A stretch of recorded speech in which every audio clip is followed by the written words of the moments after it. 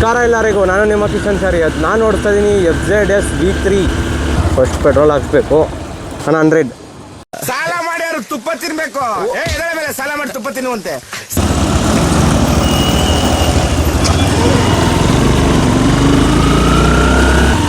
So ಈ ಗಾಡಿದು top speed 115 ಅಂತ ಹೇಳಿದ್ದಾರೆ. ಎಷ್ಟು ಹೋಗುತ್ತೆ ಅಂತ ನನಗೆ ಗೊತ್ತಿಲ್ಲ, ನಾನು ಚೆಕ್ ಮಾಡೋಕ್ಕೂ ಹೋಗೋದಿಲ್ಲ. ನಾನು ಟ್ರಿಪಲ್ ರೇಸ್ ಎಲ್ಲ ಗಾಡಿದು ಟಾಪ್ ಸ್ಪೀಡ್ ನೋಡಿ ಹೇಳಕ್ಕೆ ಬಂಡ್ಲು ಸ್ಪೀಡ್ తో పోతే చచ్చిపోతారు. ನನಗೆ ಈ ಗಾಡಿಯಲ್ಲಿ ಇನ್ನೊಂದೇನು ಇನ್ನೂ ಚೆನ್ನಾಗಿ ಕೊಡ್ಬೋದಿತ್ತು ಅಂದ್ಕೊಂಡಿತ್ತು ಅಂದರೆ ಮೀಟ್ರ್ ಕಂಟ್ರೋಲ್ ಇನ್ನೂ ಸ್ವಲ್ಪ ದೊಡ್ಡದಾಗಿ ಕೊಡ್ಬೋದಿತ್ತು. ನೋಡ್ರಿ, ಸ್ಪೇಸ್ ಇಷ್ಟಿದೆ, ಇದರಲ್ಲಿ ಇಷ್ಟೇ ಕೊಟ್ಟಿದ್ದಾರೆ. ಯಾಕೆ? ಭಾವನೆನ ನನ್ನ ಭಾವನಾತ್ಮಕವಾದ ಜೀವಿ ನಾನು. ಅವ್ರ ಹೆಸರನ್ನ ಇಲ್ಲಿ ತರಬೇಡಿ. ನೋಡ್ರಿ, ಯೂಟ್ಯೂಬ್ ಅಂತ ಇದ್ದಾರೆ. ಯೂಟ್ಯೂಬ್ ನೋಡಲ್ಲ, ಚಾರಿ ಲಾಕ್ಸ್ ಅಂತ ಇದೆ ನೋಡಿ.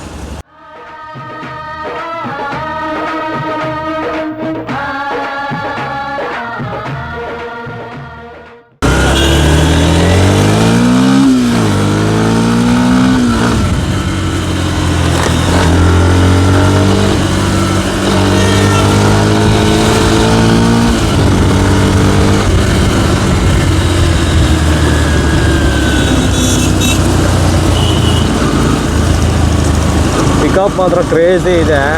149cc BS6 ಇಂಜಿನ್ ಇದೆ. 12.4 BHP ಪ್ರೊಡ್ಯೂಸ್ ಮಾಡುತ್ತೆ. 7250 RPM ಅಲ್ಲಿ.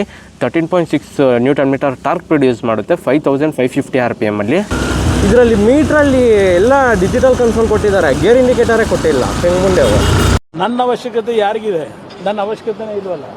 ಹೈಬ್ರಿಡಲ್ಲಿ ಬ್ಲೂಟೂತ್ ಕನೆಕ್ಟಿವಿಟಿ ಒಂದು ಎಕ್ಸ್ಟ್ರಾ ಕೊಟ್ಟಿದ್ದಾರೆ. ಬ್ಲೂಟೂತ್ ಕನೆಕ್ಟಿವಿಟಿ ಅದು ಯಾವ ಥರ ಕೆಲಸ ಮಾಡುತ್ತೆ ಅಂದರೆ, ಈ ಮೀಟ್ರಲ್ಲಿ ಇವಾಗ ನೀವೆಲ್ಲನ IBಯಲ್ಲಿ ಬಸ್ ಸ್ಟ್ಯಾಂಡ್ಗಳಲ್ಲಿ ಎಲ್ಲನ ಕಾಲೇಜಸ್ ಆ ಥರ ಎಲ್ಲನ ಪಾರ್ಕ್ ಮಾಡಿದಾಗ ಸೊ ಬ್ಲೂಟೂತ್ ಕನೆಕ್ಟ್ ಮಾಡಿಬಿಟ್ಟು ಕಾಲ್ ಮೀನೋ ರಿಸೀವ್ ಮೀನೋ ಏನೋ ಇದೆ, ನೀವು ಆ ಫಂಕ್ಷನ್ ಆನ್ ಮಾಡಿದ್ರೆ ಯಾರ ನೋಡ್ಕೊತಾ ಇರುತ್ತೆ ಹಿಂಗೆ ಕೇಕ್ ಅಂತ.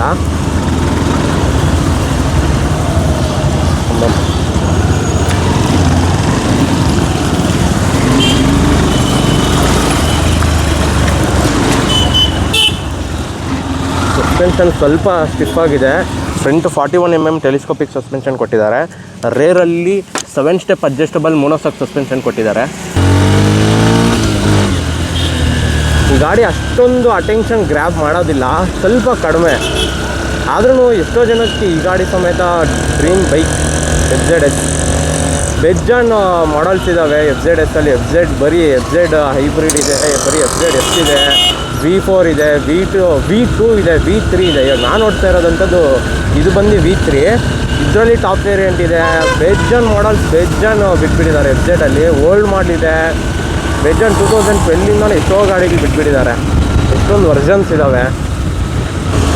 ಇದ್ರದ್ದು ಸೀಟ್ ಹೈಟ್ ನೋಡೋದಾದರೆ 780mm ಇದೆ. ಎಲ್ಲ 5 ಫೀಟ್ ಇರೋವಂಥವ್ರು, ಇನ್ನೂ ಸ್ವಲ್ಪ ನನಗಿಂತ ಕುಳ್ಳಗಿರೋರು ಅಂಥವ್ರ ಸಮೇತ ನಾನು ಆರಾಮಾಗಿ ಫ್ಲ್ಯಾಟ್ ಫುಟ್ ಮಾಡ್ಬೋದು. ಅಷ್ಟು ಏನು ಕಷ್ಟ ಏನಾಗೋದಿಲ್ಲ.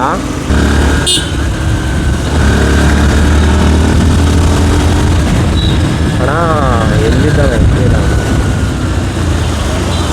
ಕೊಡದೆ ಮಗಡೆ.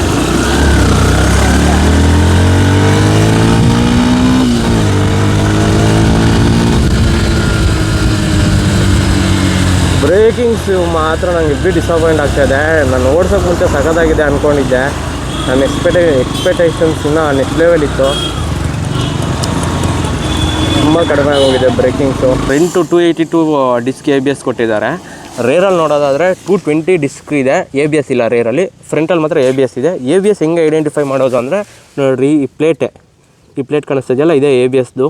ಇದು ನೋಡಿ ಹಿಂಗೆ ವೈರಿಂಗಲ್ಲಿ ಹೋಗಿರುತ್ತೆ. ಬೇರೆ ಗಾಡಿಗಳಿಗೆಲ್ಲ ಇದು ಇಲ್ಲ ಅಂದರೆ ABS ಇಲ್ಲ ಅಂತ. ಎರಡು ಕಡೆ ಡಿಸ್ಕ್ ಇದೆ, ಫ್ರಂಟು ಡಿಸ್ಕ್ ಇದೆ, ರೇರು ಡಿಸ್ಕ್ ಇದೆ. ಫ್ರಂಟ್ ABS ಇದೆ, ರೇರಲ್ಲಿ ABS ಇಲ್ಲ. ಇದು 150cc ಅಂತ ಫೀಲ್ ಆಗ್ತಾ ಇದೆ, ನನ್ನ ಒಪಿನಿಯನ್. ಚೆನ್ನಾಗಿದೆ ಗಾಡಿ ಬಗ್ಗೆ ಇನ್ನೊಂದು ಮಾತಿಲ್ಲ. ಆದ್ರೂ ಇನ್ನೂ ಎಲ್ಲ ಕೊಟ್ಟಿದ್ದಾರೆ, ಆದರೆ ಕೊಟ್ಟಂಗೆ ಇದ್ದಾರೆ. ಇನ್ನೂ ಇಂಪ್ರೂವ್ಮೆಂಟ್ಸ್ ಮಾಡಬೇಕಿತ್ತು. ಹೇಳ್ಬೇಕು ನೀವೆಲ್ಲ ಇದನ್ನ ಸತ್ಯ ಹೇಳ್ರಿ, ಸುಳ್ಳು ಹೇಳಕ್ ಹೋಗ್ಬೇಡಿ. ಸೌಂಡ್ ಮಾತ್ರ ನೆಕ್ಸ್ಟ್ ಲೆವೆಲ್ ಕ್ರೇಜಿ ಆಗಿದೆ.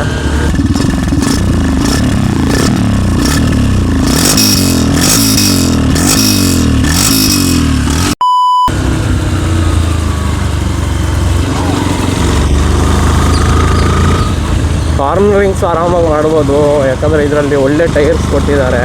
100/80 17 ಇಂಚ್ ವೀಲ್ ಕೊಟ್ಟಿದ್ದಾರೆ ಫ್ರಂಟಲ್ಲಿ. ರೇರಲ್ಲಿ ನೋಡೋದಾದರೆ 140/60 17 ಇಂಚ್ ವೀಲ್ ಕೊಟ್ಟಿದ್ದಾರೆ. ಹ್ಯಾಂಡ್ಲ್ ಬಾರ್ ಅಂತೂ ಸಖತ್ ಕ್ರೇಜಿಯಾಗಿದೆ. ಫುಲ್ಲು ಫೀಲ್ ಮಾತ್ರ ನೆಕ್ಸ್ಟ್ ಲೆವೆಲ್ ಇದೆ. ಯಾಕಂದರೆ ಯಾವುದು ಫುಲ್ಲು ಲೋ ಆಗಿಲ್ಲ, ತುಂಬ ಹೈ ಆಗಿಲ್ಲ, ಬ್ಯಾಕ್ ಪೈನ್ ಬರೋಲ್ಲ ಈ ಗಾಡಿಯಲ್ಲಿ. ಎಷ್ಟೇ ಲಾಂಗ್ ಹೋಗ್ಬೋದು. ಸೀಟ್ ಅಂತೂ ವಿಶಾಲವಾಗಿದೆ, ಆರಾಮಾಗಿ ಮಲ್ಕೊಂಬಿಡ್ಬೋದು ಅದ್ರ ಮೇಲೆ.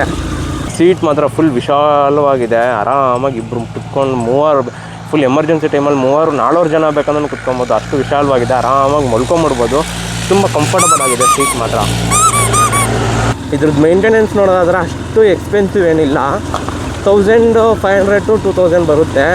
ಅಂದರೆ ನಾವು ಗಾಡಿ ಎಷ್ಟು ಬೇಗ ಮಾಡಿಸಿದ್ರೆ ಅಷ್ಟು ಗಾಡಿ ಚೆನ್ನಾಗಿ ಲೈಫ್ ಬರುತ್ತೆ, ಚೆನ್ನಾಗಿರುತ್ತೆ ಗಾಡಿ.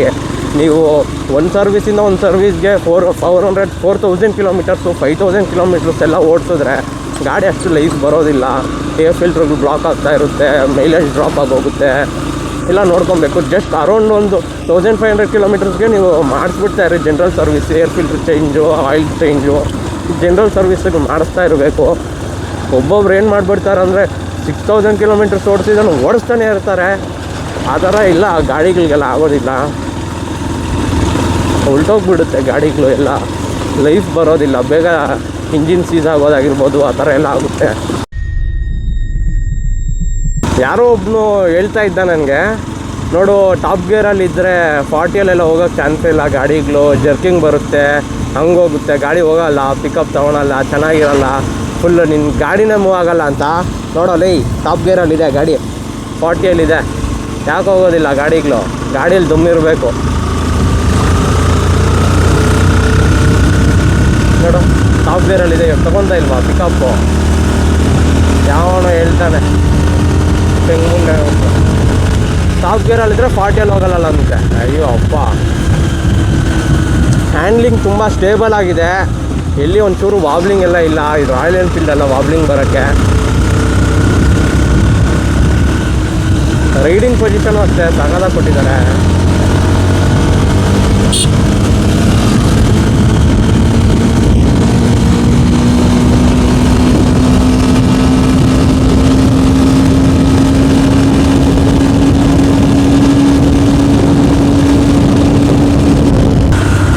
ನೋಡೋಕ್ಕೆ ಮಾತ್ರನೇ ಚಿಕ್ಕ ಗಾಡಿ, ಆದರೆ ಹೆವಿ ಡ್ರೀಮ್ಸ್ ಇರುತ್ತೆ ಒಂದು ಗಾಡಿ ಮೇಲೆ.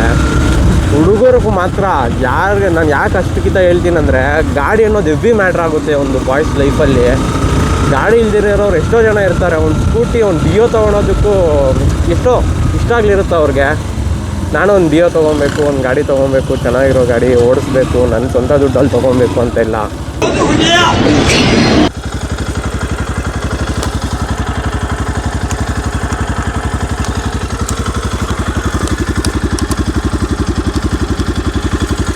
ಇದರಲ್ಲಿ ಪಾಸಿಂಗ್ ಲೈಟ್ ಹೆವಿ ಡಿಫ್ರೆಂಟಾಗಿ ಕೊಟ್ಟಿದ್ದಾರೆ. ಎಲ್ಲ ಗಾಡಿಗೂ ಪಾಸಿಂಗ್ ಲೈಟ್ ಇಲ್ಲಿ ಬರ್ತಾ ಇರುತ್ತೆ. ಇದರಲ್ಲಿ ನೋಡಿ ಜಸ್ಟ್ ಈ ಥರ ಅನ್ನೋದು ಪಾಸಿಂಗ್ ಲೈಟ್ಗೆ. Day light LED running lamps ಕೊಟ್ಟಿದ್ದಾರೆ ಇದರಲ್ಲಿ.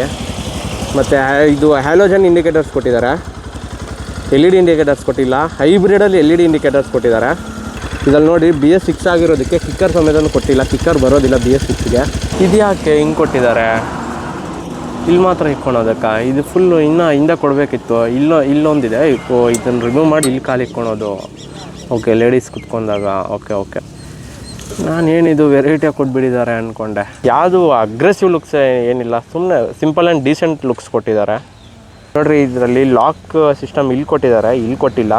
ಇನ್ನು ಮೀಟ್ರಲ್ಲಿ ನೋಡೋದಾದರೆ ಡಿಜಿಟಲ್, ಎಲ್ಲ ಫುಲ್ ಡಿಜಿಟಲ್ ಕನ್ಸೋಲಿಂಗ್ ಮೀಟರು. ಅಂದರೆ ತುಂಬ ಚಿಕ್ಕದಾಗಿ ಕೊಟ್ಟಿದ್ದಾರೆ. ಜಸ್ಟ್ ಎಷ್ಟು ನಿಂತಿದೆ, 4 5 ಇಂಚ್ ಕೊಟ್ಟಿದ್ದಾರೆ ಅಷ್ಟೇ. ಆದರೆ ಇನ್ನು ಇದು ಫುಲ್ ಇಷ್ಟು ವೈಡಾಗಿ ಕೊಡಬೇಕಿತ್ತು, ಚೆನ್ನಾಗಿರೋದು. ಮತ್ತು ಇದರಲ್ಲಿ ಗೇರ್ ಇಂಡಿಕೇಟರ್ ಇಲ್ಲ, ಫ್ಯೂಲ್ ಇಂಡಿಕೇಟರ್ ಇದೆ, RPM ಇದೆ, ಸ್ಪೀಡೋಮೀಟರ್ ಇದೆ, ಮತ್ತು ಟ್ರಿಪ್ 1 ಟ್ರಿಪ್ 2 ಸೆಟ್ ಮಾಡ್ಕೊಳೋದೆಲ್ಲ ಇಲ್ಲೇ ಕೊಟ್ಟಿದ್ದಾರೆ. ABS ತೋರಿಸುತ್ತೆ, indicator high beam, low beam, neutral ಅಷ್ಟು ಮಾತ್ರ ತೋರಿಸುತ್ತೆ. ಗೇರ್ ಇಂಡಿಕೇಟರ್ ಇಲ್ಲಿ ಕೊಟ್ಟಿದ್ದರೆ ಚೆನ್ನಾಗಿರೋದು. ಇನ್ನು ಸ್ವಿಚಸ್ ಕಡೆ ನೋಡೋದಾದರೆ ಇಲ್ಲಿ ignition switch on and off ಕೊಟ್ಟಿದ್ದಾರೆ, ಇಲ್ಲಿ ಶೆಲ್ಫ್ ಕೊಟ್ಟಿದ್ದಾರೆ, ಇಲ್ಲಿ high beam, low beam, passing lighting ರಿವರ್ಸಲ್ಲಿ ಕೊಟ್ಟಿದ್ದಾರೆ. ಮುಂಚೆ ಇಲ್ಲಿ ಇರ್ತಾಯಿತ್ತು. ಹಾರನ್ನು ತುಂಬ ಲೌಡಾಗಿದೆ, ಎಲ್ಲ ತಿರುಗಿ ನೋಡ್ತಾ ಇದ್ದಾರೆ, ಜನರಿಗೆ ಕೇಳಿಸ್ಬೇಕಷ್ಟೆ. ಇಂಡಿಕೇಟರ್ಸು ತುಂಬ ಸಾಫ್ಟ್ ಆಗಿದೆ. ಸ್ವಿಚ್ ಕ್ವಾಲಿಟೀಸ್, ಬಿಲ್ಡ್ ಕ್ವಾಲಿಟಿ ಸಖತ್ತಾಗಿ ಕೊಟ್ಟಿದ್ದಾರೆ. ಯಾವುದೋ ಲೋಕಲ್ ಸ್ವಿಚಸ್ ಆ ಥರ ಏನು ಫೀಲ್ ಆಗೋಲ್ಲ. ಕ್ಲಚ್ ಮಾತ್ರ ಬೆಣ್ಣೆ ಥರ ಇದೆ, ಕ್ಲೀನಾಗಿ ಗೇರ್ ಹಾಕೋಕ್ಕೆ ಬರಬೇಕಷ್ಟೆ. SZ ಅಲ್ಲಿ ಮಾತ್ರ ಈ ಡೇಂಜರ್ ಲೈಟ್ ತುಂಬ ಚಿಕ್ಕದಾಗಿ ಕೊಡ್ತಾರೆ. ನೋಡ್ರಿ ಎಷ್ಟು ಚಿಕ್ಕದಾಗಿ ಕೊಟ್ಟಿದ್ದಾರೆ. ಒಳ್ಳೆ 45 ಲೀಟ್ರ್ ಇಡಿಸುವಂಥ ಕೆಪಾಸಿಟಿ ಥರ ಕಾಣಿಸುತ್ತೆ. ಆದರೆ ಇದರಲ್ಲಿ 13 ಲೀಟರ್ಸ್ ಅಷ್ಟೇ ಇದ್ರ ಕೆಪಾಸಿಟಿ. ಮೈಲೇಜ್ ನೋಡೋದಾದರೆ 40 to 50 ಅಂತ ಹೇಳಿದ್ದಾರೆ. 45 ಅಂತ ಇಟ್ಕೊಂಡ್ರೂ ನೀವು ಫುಲ್ ಟ್ಯಾಂಕಿಗೆ ಏನಿಲ್ಲ ಅಂದ್ರೂ 585 ಡಿಸ್ಟೆನ್ಸ್ನ ನೀವು ಕವರ್ ಮಾಡ್ಬೋದು ಫುಲ್ ಟ್ಯಾಂಕ್ಗೆ. ರೈಡಿಂಗ್ ಪೊಸಿಷನ್, ಹ್ಯಾಂಡ್ಲಿಂಗ್ ಮಾತ್ರ ಬೆಂಕಿ ಥರ ಇದೆ. ತುಂಬ ಕಂಫರ್ಟಬಲ್ ಆಗಿದೆ. ಅಷ್ಟು ವೆಯ್ಟ್ ಫೀಲ್ ಆಗಲ್ಲ. 137 kgs ಇದೆ ಅಷ್ಟೇ. ಅಷ್ಟು ವೆಯ್ಟ್ ಏನು ಫೀಲ್ ಆಗೋದಿಲ್ಲ. ತುಂಬ ಈಸಿಯಾಗಿ ಹ್ಯಾಂಡ್ಲಿಂಗ್ ಆಗಿದೆ. ನಾವೇನು ಗಾಡಿನೇನು ಎತ್ತಾ ಇಲ್ಲ, ಅದು ವೆಯ್ಟ್ ಫೀಲ್ ಆಗೋದಕ್ಕೆ ಓಡಿಸ್ತಾ ಇರೋದು. ಯಾಕೋ ಮಗ ಸ್ವತಃ ನನ್ನ ಗಾಡಿನೇ ಬೇಕೇಳೋ, ರೋಡ್ ಮೇಲೆ ಬಂದುಬಿಡಿದೆಯಲ್ಲ.